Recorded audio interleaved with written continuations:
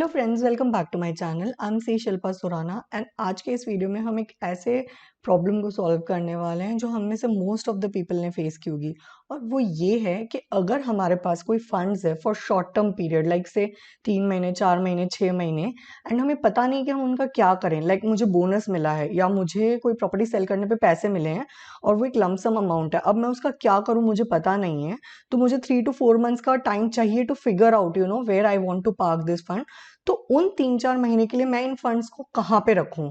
अब ऐसे सिचुएशन में मेरा मेन मोटो क्या होगा कि ये फंड्स जो हैं ये लिक्विड रहें, इन द सेंस कि मुझे जब भी इनको विड्रॉ करके जब मुझे कोई प्रॉपर अवेन्यू मिल जाए, मैं वहां पे पार्क करना चाहूँ तो मैं कर पाऊँ। तो इसके लिए मुझे चाहिए कि ये फंड्स लिक्विड हो, मेरा कैपिटल प्रोटेक्टेड हो। बिकॉज मैं ऐसी जगह पे इन्वेस्ट नहीं कर सकती इन पैसों को जहाँ पे फ्लक्चुएशन ज्यादा है, मतलब शेयर मार्केट में फॉर एग्जाम्पल।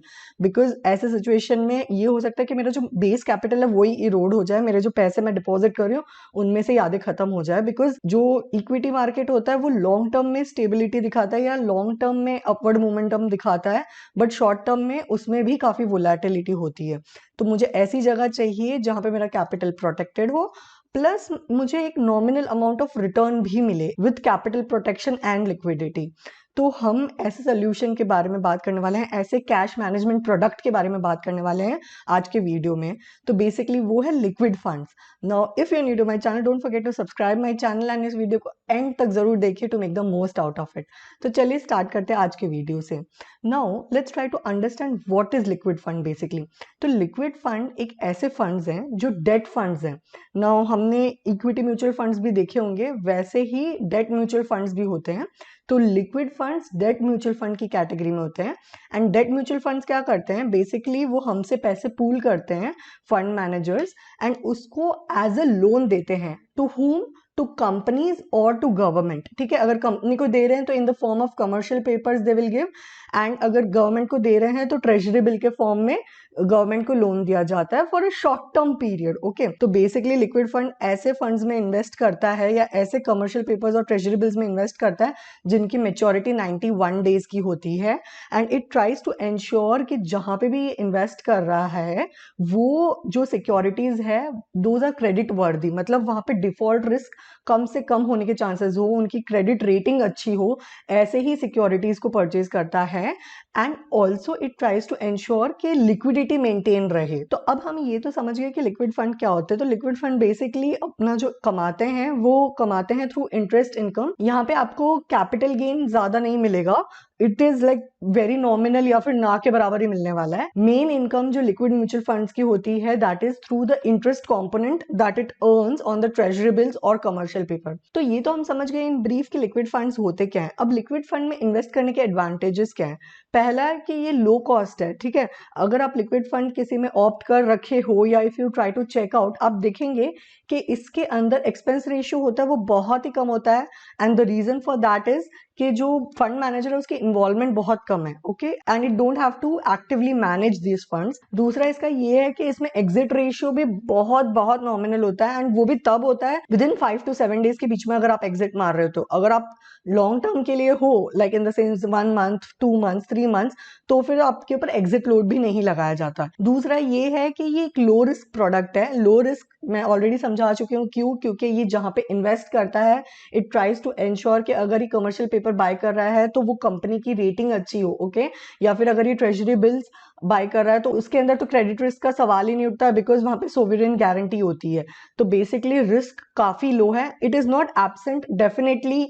ये जो इस कमर्शियल पेपर के लिए ऑप्ट करता है, हो सकता है वो कंपनी इन फ्यूचर डिफॉल्ट कर भी दे and you are not able to recover money, but the chances are very less because इसका टेन्योर बहुत छोटा है ना। 91 डेज के अंदर कंपनी को पैसे रिटर्न करने हैं, तो उतने शॉर्ट स्पैन ऑफ टाइम में ऐसा डिफॉल्ट होने का चांसेस बहुत कम है। Okay, now the third benefit of having a liquid fund is it's flexibility. आप इसमें एंट्री और एग्जिट इजीली कर सकते हो। ओके, बिकॉज एंट्री लोड तो वैसे भी नहीं होता है एंड एग्जिट चार्जेस भी नॉमिनल है, वो भी अगर आप 7 डेज में एग्जिट कर रहे हो तो उसके बाद तो एग्जिट लोड भी नहीं है। तो एंट्री और एग्जिट काफी इजी है। And fourth one is flexibility. तो ये बहुत ही फ्लेक्सिबल है, एंड द रीजन बीइंग कि इनको आप लिक्विडेट करोगे तो with in 1 day it will be processed. कुछ कुछ लिक्विड फंड्स ऐसे भी है जो आपको इंस्टेंट लिक्विडेट करके आपके पैसे रिटर्न करते हैं, हैं एंड कुछ ऐसे हैं जो 24 आवर्स लेते हैं। तो ऑब्वियसली अगर ये लिक्विड है तो इसका ये क्वालिटी होना ही चाहिए कि हमें जल्द से जल्द हमारे पैसे मिल जाए। तो वो फ्लेक्सिबिलिटी हमेशा होती है लिक्विड फंड्स में। Okay, so now having understood कि लिक्विड फंड्स में इन्वेस्ट करने के एडवांटेजेस क्या हैं, लेट्स ट्राई टू अंडरस्टैंड कि किन टाइप के लोगों को लिक्विड फंड में इन्वेस्ट करना चाहिए। तो पहले ऐसे लोग जो लिक्विड फंड को कंसिडर कर सकते हैं वो लोग हैं जो अपने पैसों को कुछ सर्टेन पीरियड के लिए, that is between 3 to 6 months के लिए कहीं पार्क करना चाहते हैं। सो दे नो कि मुझे 3 मंथ्स बाद या 4 मंथ्स बाद कोई सर्टेन एक्सपेंस इनकर करना है, बट आज के डेट में मेरे पास ये पैसा आइडल है, तो definitely I can consider liquid fund for the same. Second, वो लोग हैं जो अपने पैसों को सेविंग्स बैंक अकाउंट में रखते हैं। तो बेसिकली लिक्विड फंड आपको रिटर्न जो प्रोवाइड करता है वो सेविंग बैंक से थोड़ा बेटर प्रोवाइड कर सकता है, and hence you can consider liquid fund as a better investing opportunity as compare to savings bank account.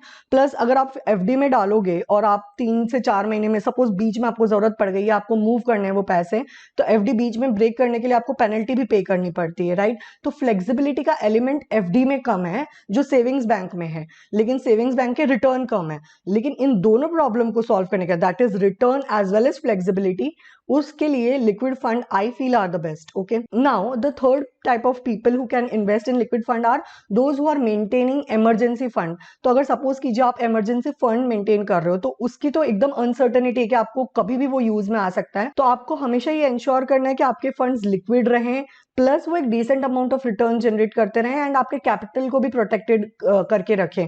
तो उसके लिए लिक्विड फंड एक बहुत अच्छा ऑप्शन है for the people who want to park their money for emergency fund. Okay, and fourth type के वो लोग हैं जिनके पास ऑल ऑफ अ सडन पैसे आ गए हैं। लाइक हमने वीडियो के स्टार्टिंग में डिस्कस किया था कि सपोज आपको बोनस मिल गया एंड आपको अभी नहीं पता है कि आपको ये पैसे कहाँ पे डालने हैं, या कोई प्रॉपर्टी आपने सेल की है और सडनली आपके पास एक लमसम अमाउंट आ चुका है। तो जब तक आप फिगर आउट नहीं कर लेते हो कि आपको कैसे यूज करने हैं, तब तक like for that period 3 months 4 months 6 months आप ये पैसों को लिक्विड फंड में डाल के रख सकते हो। Okay, so these are the type of people who can think about investing in liquid funds. Now अभी तक तो आपको ये सुन के ये लग रहा होगा कि लिक्विड फंड तो फिर बेस्ट ही है, मैं एफडी में या फिर सेविंग्स बैंक में पैसे ही क्यों डालूं, लिक्विड फंड में ही डालूंगा ना सीधा, जिसके अंदर मुझे ज्यादा रिटर्न भी मिल सकता है, लिक्विडिटी भी मिल सकती है और कैपिटल प्रोटेक्शन भी मिल सकता है। लेकिन ये कंक्लूजन पे अराइव करने से पहले I think you should hear the next part, and that talks about कि things you should always remember before you are investing in liquid fund. तो पहला है कि लिक्विड फंड लेस रिस्की है, लेकिन दैट डज नॉट मीन कि liquid fund risky है ही नहीं। ओके, अगर किसी कंपनी जिसके कमर्शियल पेपर्स आपके फंड मैनेजर ने खरीद के रखे हैं, या आपका लिक्विड फंड जिस भी कंपनी में इन्वेस्टेड है, अगर उस कंपनी ने डिफॉल्ट किया तो इसका सीधा इम्पैक्ट आपके लिक्विड फंड पे पड़ेगा। तो क्रेडिट रिस्क है but it is low. Okay, second thing is कि रिटर्न की कोई गारंटी नहीं है। एफडी में आपको पता है आपको सर्टेन अमाउंट ऑफ रिटर्न मिलेगा, सेविंग्स बैंक में आपको पता है आपको सर्टेन अमाउंट ऑफ रिटर्न मिलेगा, लेकिन लिक्विड फंड में कोई गारंटी नहीं है। ट्रेंड बताता है कि it is usually on the higher end as compare to savings bank account, but that does not mean कि हमेशा necessarily it has to be like that. तो श्योरिटी अगर आप ढूंढ रहे हैं तो वो श्योरिटी कभी आपको लिक्विड फंड में नहीं मिलेगी। एंड थर्ड वन इज कि आपके जो ऑब्जेक्टिव्स है, लाइक योर फाइनेंशियल गोल्स है, that should align with the time period और the tenure for which you are investing in liquid fund. Now what do I mean by that? तो basically liquid fund जो होते हैं ना, वो कोई wealth नहीं जनरेट करते हैं, वो सिर्फ आपकी लाइफ में स्टेबिलिटी लाते हैं in terms of the income that you are going to earn. Okay, तो उसके अंदर आपको फ्लेक्सिबिलिटी है, स्टेबिलिटी है एंड कैपिटल प्रोटेक्शन है, बट कैपिटल का ग्रोथ अगर आप सोच रहे हैं तो लिक्विड फंड उसके लिए नहीं है। अगर आपका टेन्योर, मतलब मैंने बताया था आपको कि लिक्विड फंड्स ऐसे लोगों को इन्वेस्ट करना चाहिए जो 3 to 6 मंथ्स के लिए कुछ पार्किंग स्पेस ढूंढ रहे हैं। ओके, अगर आपका उससे ज्यादा है, लाइक आपका 1 ईयर है या फिर और भी लॉन्ग टर्म है, तो सिर्फ आप सिक्योरिटी के बारे में सोच के लिक्विड फंड में नहीं कूद सकते हैं। जब आपको पता है कि आप 5 साल तक इस फंड को हाथ ही नहीं लगाने वाले हो, तो लिक्विड फंड से भी ज्यादा बेटर ऑप्शंस हैं जहां पे आप अपना पैसा पार्क कीजिए and you will be able to earn good returns. तो don't opt for liquid fund until and unless it meets your financial goals and objectives. Okay, I hope now I'm making some sense to you कि although इसके अंदर सब कुछ अच्छा अच्छा लग रहा है, but there are certain things that you should always think before you're putting your money in liquid funds. Now let's try to understand कि how you can yourself find best liquid fund. Okay, तो पहला चीज जो आपको किसी भी liquid fund में देखना है वो है उसका expense ratio. Usually liquid fund के एक्सपेंस रेशियो कम ही होते हैं। इसके अंदर जैसे मैंने बताया कि जो फंड मैनेजर है उसका रोल बहुत कम है प्ले करने के लिए। ओके, तो आप ऐसा फंड चूज कीजिए जिसका एक्सपेंस रेशियो कम हो, because that will eventually help you getting higher returns. दूसरा, returns of the fund, I think it should be like prioritized, because आपको हमेशा ये इंश्योर करना है कि आपका fund good and consistent return दे। तो ऐसे रिटर्न्स दे जो बेंचमार्क को बीट कर रहा है, जो अपने कॉम्पिटिटर्स को बीट कर रहा है कंसिस्टेंटली। ओके, इस टाइप के फंड को आप चूज कीजिए for parking your funds. Okay, now when you are analysing the returns, try to analyse for 1 month, 3 month, 6 months period. आप 5 साल, 10 साल, 15 साल वाला रिटर्न देख भी लोगे तो it does not make sense, because आप उतने टाइम के लिए आप अपने पैसे इन्वेस्ट नहीं करते हो, राइट, इन लिक्विड फंड। मैंने बताया आपको कि 3 to 6 मंथ्स के लिए ही आप इन्वेस्ट कर रहे हो। तो ट्राई कीजिए कि आप रिटर्न भी जो चेक कर रहे हो ना, वो 1 मंथ के पीरियड के अंदर कितना फ्लक्चुएशन हो रहा है या कितना कमा पा रहे हैं वो ही चेक कीजिए, ना कि over the 15 years on an average इसने कितना कमाया है। That will not give you true picture of how much you can make out of liquid fund. Okay, now apart from that, the third most important thing that you should be seeing in any liquid fund is the fund size. आपको ये ensure करना है कि जिस भी liquid fund में आप पैसा डाल रहे हो ना, उसका AUM जो होता है, asset under management, वो काफी हाई होना चाहिए। And why I am saying that is, देखो लिक्विड फंड में किन टाइप के लोग इन्वेस्ट करते हैं? Usually institutional investors. ये कैसे इन्वेस्टर्स होते हैं? जिनके पास बहुत सारा पैसा होता है, अब वो इन्वेस्टिंग की अपॉर्चुनिटीज ढूंढ रहे होते हैं। जब तक उनको इन्वेस्टिंग की अपॉर्चुनिटीज नहीं मिलती है, वो लोग यूजुअली लिक्विड फंड में अपना पैसा पार्क कर देते हैं। एंड जैसे ही उनको कोई अच्छी अपॉर्चुनिटी मिलती है, वो लिक्विड फंड से अपना पैसा मूव कर देते हैं to those equity funds. Okay, तो जब कोई पर्टिकुलर इंस्टीट्यूशनल इन्वेस्टर अपना पैसा निकालेगा तो एक बड़ा इंपैक्ट पड़ने वाला है उस AUM पे इन टर्म्स ऑफ लिक्विडिटी। ओके, तो हमेशा इंश्योर कीजिए कि आप ऐसा AUM ले जो बहुत बड़ा हो, ताकि अगर कोई इंस्टीट्यूशनल इन्वेस्टर लेट्स से अपने पैसे निकालता भी है तो उस फंड पे ज्यादा इंपैक्ट ना पड़े और वो अपनी लिक्विडिटी मेंटेन करके रख सके। Alright, now the fourth point that you should be looking in any liquid fund is portfolio diversification. Now what do I mean by that? तो हमने इनिशियली देखा था कि लिक्विड फंड में जो क्रेडिट रिस्क या डिफॉल्ट रिस्क होता है वो कम होता है, बट वो एब्सेंट नहीं होता है। तो हम इस रिस्क को मिनिमाइज कैसे कर सकते हैं? That is through portfolio diversification. अब मैं आपको दो सिचुएशन देती हूँ। आप इमेजिन कीजिए कि आपके पास एक फंड ये है जिसके अंदर 60% जो कमर्शियल पेपर है वो किसी एक ही कंपनी के परचेज किए हुए हैं, एंड दूसरा फंड ऐसा है जो इसके अंदर जो कमर्शियल पेपर परचेज किए हुए हैं वो एक कंपनी के नहीं है बट 10-15 कंपनीज के।